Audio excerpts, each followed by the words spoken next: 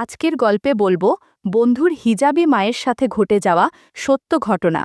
বাসর রাতে বন্ধুর হিজাবি মা বোরখা আর নিকাব গুটিয়ে যা করল আর কোনোদিন ভুলব না।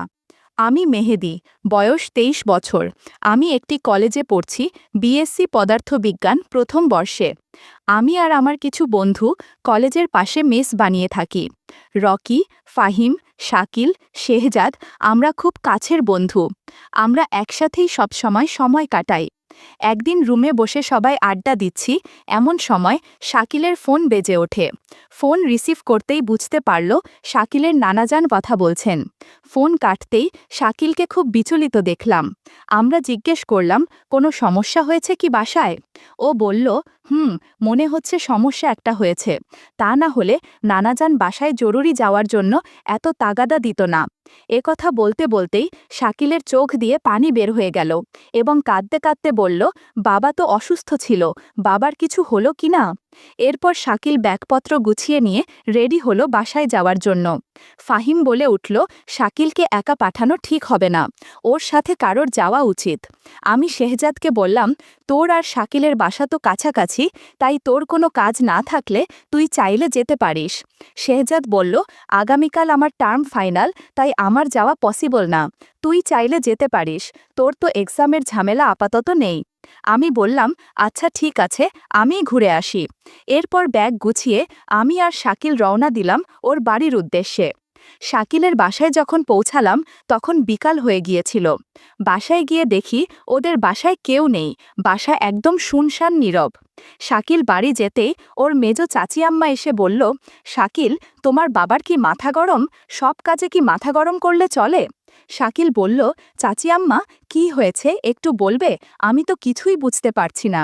এবার উনি বললেন, কেন তুমি জানো না, তোমার বাবার রাগের মাথায় তোমার মাকে ৩ তালাক দিয়েছেন, তাই তোমার নানাজান এসে তোমার মাকে নিয়ে গেছেন এবং তোমার বাবা নিজ ভুল বুঝতে পেরে তিনি তোমার মাকে নিয়ে আসতে গেছেন। শাকিলের বাবা মা দুজনেই ধার্মিক। শাকিলের বাবার নাম মাওলানা আলমগীর হোসেন, বয়স ৫০, তিনি ব্যবসা করেন। আর শাকিলের মায়ের নাম হাফেজা মোছাম্মদ মর্জিনা খানম, বয়স ৩৬। শাকিলের মা খুবই পর্দাশীল মহিলা, তাকে আজ পর্যন্ত কোনো পরপুরুষ দেখা তো দূরের কথা, কণ্ঠও শোনেনি। আমি আর শাকিল রওনা দিলাম ওর নানার বাসার দিকে। শাকিলের নানার বাসাটা শাকিলদের বাসা থেকে ২-৩ গ্রাম দূরে।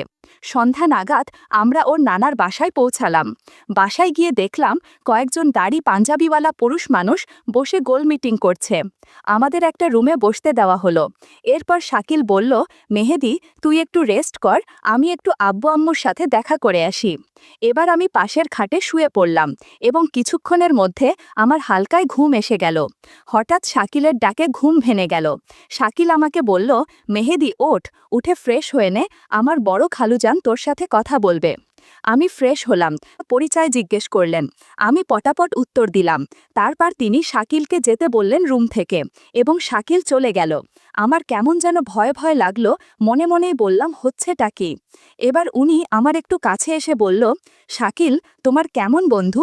আমি বললাম, খুবই ভালো বন্ধু, আমরা সব সময় একসাথেই থাকি, আমরা একে অপরের সুখে দুঃখে পাশে থাকার চেষ্টা করি। তারপর উনি বললেন, বাহ, খুবই ভালো, তো শুনে খুবই ভালো লাগলো। তবে আজ শাকিলের পরিবার খুবই বিপদে আছে, তোমার যে এই বিপদ থেকে শাকিলের পরিবারকে উদ্ধার করতে হবে বাবা। আমি বললাম, আঙ্কেল, কি সাহায্য করতে হবে বলেন, আর আমি এতে কী বা সাহায্য করতে পারি বুঝতে পারছি না। এবার আঙ্কেল বলল, তোমার অনেক কিছু করার আছে বাবা, সব তোমার সাধ্যের মধ্যেই আছে। তুমি কথা দাও, তুমি সাহায্য করবে এবং তোমার বন্ধুর পরিবারকে রক্ষা করবে। আমি বললাম, আমি কথা দিলাম আমার বন্ধুর পরিবারকে রক্ষা করব, কিন্তু আমাকে কি সাহায্য করতে হবে যদি একটু বলতেন আঙ্কেল। এবার আঙ্কেল বললেন, তুমি তো শুনেছ, শাকিলের আব্বু শাকিলের আম্মুকে তালাক দিয়েছেন রাগের মাথায়। এখন শাকিলের আব্বু আবার শাকিলের মাকে নিতে চাই, কারণ সে রাগের মাথায় তালাক দিয়েছেন, এখন সে তার ভুল বুঝতে পেরেছে। কিন্তু চাইলেই সে শাকিলের মায়ের সাথে সংসার করতে পারবে না, কারণ ৩ তালাকের পর শাকিলের আম্মু ওর আব্বুর কাছে হারাম হয়ে গেছে। এখন একটি পথই খোলা আছে, শাকিলের মাকে অন্য একটি পুরুষের সাথে নিকাহ দিতে হবে এবং কিছুদিন তারা সংসার করবে। তারপর ওই পুরুষটি যদি শাকিলের আম্মুকে তালাক দেয়, তখনই শাকিলের আব্বুর জন্য হালাল হবে, অন্যথায় হবে না। আমি এবার বললাম, তাহলে তো বিষয়টা অনেক জটিল ব্যাপার আঙ্কেল। আঙ্কেল বলল, কোনো জটিল বিষয় না, তুমি রাজি থাকলে কোনো কিছু জটিল না। আমি বললাম, আঙ্কেল আমি কিছুই বুঝতে পারছি না, এখানে আমার রাজি হবার কি আছে? আঙ্কেল বলল, আমরা চাচ্ছি আজ রাতেই তোমার সাথে শাকিলের আম্মু মানে তোমার মর্জিনা আন্টির নিকাহ পড়িয়ে দিতে, তোমার কোনো আপত্তি না থাকলে।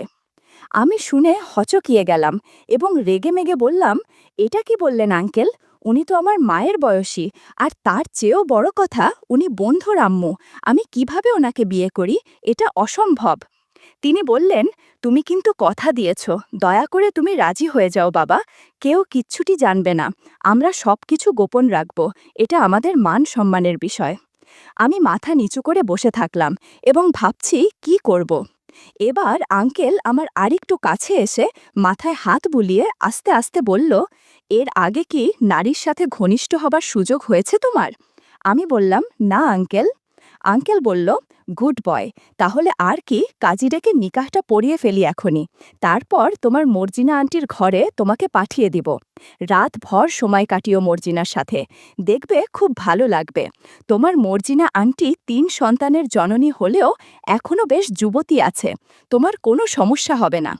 আর তোমার যদি বেশি ভালো লেগে যায় তাহলে তোমাকে মর্জিনার স্থায়ী স্বামী হিসাবে রেখে দিব। শাকিলের খালুর সাথে কথা শেষ হওয়ার পরে আমি পূর্বের রুমে ফিরে যাই এবং তার আধা ঘন্টা পরে একটি ছেলে আমার রুমে প্রবেশ করে। ছেলেটি শাকিলের খালাতো ভাই। ছেলেটি আমাকে একটি কাপড়ের ব্যাগ ও ১ গ্লাস শরবত দিয়ে বলে, শরবতটা খেয়ে নিয়ে গোসল সেরে এই কাপড়গুলো পরে নিন। আমি শরবতটি ১ ঢোকে খেয়ে নিলাম, তারপর গোসল সেরে ফেললাম। ছেলেটির দেওয়া পাঞ্জাবি পায়জামাগুলো পরে ফেলে কিছুক্ষণ না যেতেই আমার কেমন যেন অনুভব হলো। আমার জাদুর লাঠি কেমন যেন করছিল, তবে আমি বুঝতে পারলাম সবই ওই শরবতের কারসাজি। রাত ১১টা নাগাদ আমার রুমে ২-৩ জন লোক সহ কাজী সাহেব হাজির হলেন। ওই লোকগুলোর মধ্যে ওই খালুজান ছিলেন বিয়ের উকিল। তিনি এসে বললেন, মোছাম্মদ মর্জিনা খানম কবুল বলেছেন। এবার বাজি শুরু করলেন, হোগলডাঙ্গা নিবাসী মোহাম্মদ শমশের আলীর মেজকন্যা মোছাম্মদ মর্জিনা খানমকে ৫০,০০০ টাকায় নিকাহ করতে রাজি আছেন? আমি বললাম, হ্যাঁ রাজি। সাথে সাথে সবাই শুকরিয়া আদায় করল। কিছুক্ষণের মধ্যেই রাতের খাবার চলে আসলো। ৫-৭ জন পুরুষ মানুষ যারা ছিলেন সবাই এক টেবিলে বসেই খেয়ে নিলাম। খাবার সার্ভ করে দিল শাকিল ও তার মামাতো আর খালাতো ভাই। খাওয়া দাওয়া শেষ করে সবাই ড্রয়িং রুমের সোফায় বসে বিশ্রাম নিচ্ছিলাম। এমন সময় শাকিলের বড় খালুজান একজনকে বলল, আলিফকে ডাক আর নোভাকে নিয়ে আয়। তারপর দেখলাম একটি অল্প বয়সী ছেলে হাজির হলো। এবার ওই খালু বলে উঠলেন, আলিফ, নতুন বাবাকে সালাম দাও। ছেলেটি আমার সাথে সালাম বিনিময় করল। বুঝতে পারলাম ছেলেটি শাকিলের ছোট ভাই, কিন্তু শাকিলের ছোট ভাই আছে। আমি ওনার সাথে বাসর ঘরের উদ্দেশ্যে রওনা দিলাম। ২য় তলার কর্নার রুমে আমাকে ঢুকিয়ে দেওয়া হলো। আমি ঢুকেই দেখলাম আপাদমস্তক কালো, খিমারে ও হাতমোজা পরিহিত একটা স্বাস্থ্যবান মহিলা চুপ করে বসে আছেন। তিনি আর কেউ নন, তিনি হলেন আমার প্রিয়তমা স্ত্রী হাফেজা মোছাম্মদ মর্জিনা খানম। ঘরে ঢুকেই সালাম বিনিময় করলাম দুজনেই। তারপর আমি বললাম, কেমন আছেন? মর্জিনা বলল, ভালো। ওনাকে দেখে অনেক বিচলিত মনে হলো এবং ভয়ে থরথর করে কাঁপছেন ও ঘেমে একাকার হয়ে গেছেন। এদিকে আমার অবস্থা করুণ। আমি একটু এগিয়ে গিয়ে ওনার পাশে বসলাম আর পট পট করে ওনার মুখের নেকাব খুলে ফেললাম। ও মাই গড, মর্জিনা খানম যে এত সুন্দরী আমি কখনোই ভাবিনি। আসলে হিজাবি নারীরা যেন অসম্ভব সুন্দরী এবং আকর্ষণীয় হয়। কি কপাল, এই এলাকার নামকরা মৌলবীর হিসাবে বিবিকে আজ আমি নিকাহ করেছি। জমিয়ে গল্প করা যাবে। আমি আর নিজেকে সামলাতে পারলাম না, তার সাথে গল্প করতে শুরু করলাম। উনি একটু ইতস্তত বোধ করলেন। প্রায় ১০ মিনিট পর তার বোরখা হাতমোজা একপাশে রাখতে বললাম। এমন সময় মর্জিনা বলে উঠল, প্লিজ আজকে যা হয়েছে ততটুকুই থাক। আমি খুব আনইজি ফিল করছি, কারণ আমি আমার স্বামী ছাড়া কোনো পুরুষের পাশে থাকা তো দূরের কথা, কথাও বলিনি। আমি বললাম, দেখুন আপনার সাথে আমার নিকাহ হয়েছে, প্লিজ আপনি বিষয়টা একটু ভেবে দেখেন। এবার তিনি বিরক্তির সুরেন বললেন, আচ্ছা ঠিক আছে, তবে আগেই আমি বোরখা আর নেকাব একপাশে রেখেছি, এখন ম্যাক্সি আর পেটিকোট ছাড়া থাকতে পারবো না। আমার একটু আনইজি ফিল হচ্ছে। আসলে আমি অনেকদিন যাবৎ স্বামীর সাথে গল্প করি না। আর হ্যাঁ, নারকেল তেল ব্যবহার করবেন। আমি বললাম, আচ্ছা ঠিক আছে, আমি দেখছি। আমি রুমে নারকেল তেল বা ভ্যাসলিন খুঁজলাম, কিন্তু পেলাম না। তাই সরাসরি শাকিলের কাছে ফোন দিলাম, কারণ আমার মাথা ঠিক নেই আর তর সইছে, আমার মনে হচ্ছে পাগল হয়ে যাব। সাথে সাথেই শাকিল ফোন ধরল, বলল, দোস্ত বল কি খবর। আমি বললাম, বন্ধু তোমার রুমে কোনো নারকেল তেলের শিশি আছে? থাকলে একটু এই রুমে দিয়ে যা। শাকিল বলল, নারকেল তেলের শিশি দিয়ে কি হবে? আমি বললাম, একটু দরকার, প্লিজ একটু ম্যানেজ করে দে।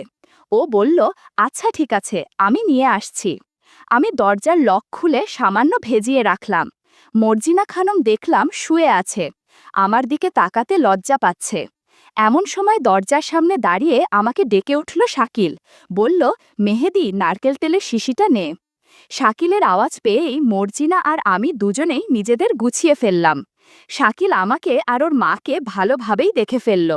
আমি দরজার কাছে গিয়ে ওর কাছ থেকে শিশিটা নিয়ে দরজা বন্ধ করে খিল দিলাম। মর্জিনা রাগের স্বরে বলল, আপনি কি পাগল হয়ে গেছেন? দরজা খোলা রেখেই শুরু করেছেন? আমি বললাম, সরি, এমনটি আর হবে না। এরপর মর্জিনার সাথে আবার গল্প করতে শুরু করলাম। জাদুর লাঠি দিয়ে অনেক জাদু দেখালাম, মাঝে মধ্যে নারকেল তেলে দিয়েও অনেক জাদু দেখিয়েছি। রাত 1টা অবধি অনেক আড্ডা দেওয়ার পর অনেক ক্লান্ত লাগছিল। হঠাৎ আমার ফোনটা বেজে উঠল। ফোনের স্ক্রিনে দেখলাম শেহজাদ ফোন করেছে। বিষয়টা বুঝলাম না, রাত 1টা বাজে, এখন শেহজাদ কেন ফোন দিচ্ছে? শেহজাদ কি কিছু জানতে পেরেছে? আমি বিছানা থেকে উঠে ফোনটা রিসিভ করে বেলকুনিতে চলে গেলাম। ফোনের ওপাশ থেকে শেহজাদ বলল, কিরে ফোন ধরিস না কোনো? বন্ধুর মায়ের সাথে এত গল্প করলে হবে? আমাদের কাছ থেকে মতামত তো নিতে হবে। আমি অবাক হয়ে বললাম, তোকে এসব কে বলল? তুই এগুলো জানলি কিভাবে? শেহজাদ বলল, শাকিল আমাকে সব বলেছে। আর তুই যে শাকিলের মায়ের সাথে যা করছিল, শাকিল সব কিছু জানালার ফুটো দিয়ে দেখেছে। কি বলিস এখন? কি হবে? শেহজাদ বলল, শোন, শাকিলের একটা আপত্তি রয়েছে, তুই যেন বিদেশি বেলুন ব্যবহার করিস, ও আমাকে বলতে বলেছে। আমি এবার খুব রেগে গেলাম আর শেহজাদকে বললাম, ওর কোনো কথা আমি রাখতে পারবো না। ওর পরিবার আমাকে ওর মায়ের সাথেই নিকাহ করিয়েছে, আমার যেভাবে যা ইচ্ছা তাই করব। এই বলে ফোন রেখে দিলাম। রাগের মাথায় মর্জিনা খানমের সাথে আরও ঘণ্টাখানেক লাগাতার গল্প করলাম, জাদু দেখালাম। মর্জিনা বলল, আপনি পারেনও বটে, এরকম হলে তো আমি হাঁটতে পারবো। কথাটা শুনে আমি আর কিছু করলাম না, ফ্রেশ হয়ে শুয়ে পড়লাম। এদিকে মর্জিনা খানম আস্তে আস্তে উঠে খুঁড়িয়ে ভালো ম্যাক্সি আর পেটিকোট নিয়ে বাথরুমে ঢুকলেন। এরপর ফ্রেশ হয়ে ঘুমিয়ে পড়লেন। ঘুম যখন ভাঙল তখন ঘড়িতে সকাল 9টা বাজে। দেখলাম রুমে আমি একাই, মর্জিনা খানমকে কোথাও পেলাম না। কিছুক্ষণ শুয়ে ফোন চপতে থাকলাম।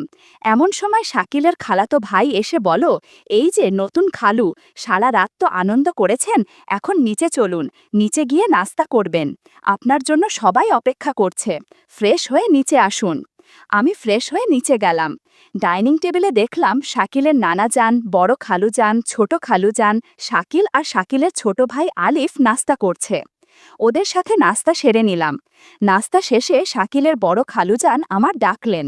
তিনি আমাকে একটু কাছে টেনে বললেন, কি ভাইজান, কেমন লাগলো শাকিলের আম্মা? আমি বললাম, উনি অনেক ভালো।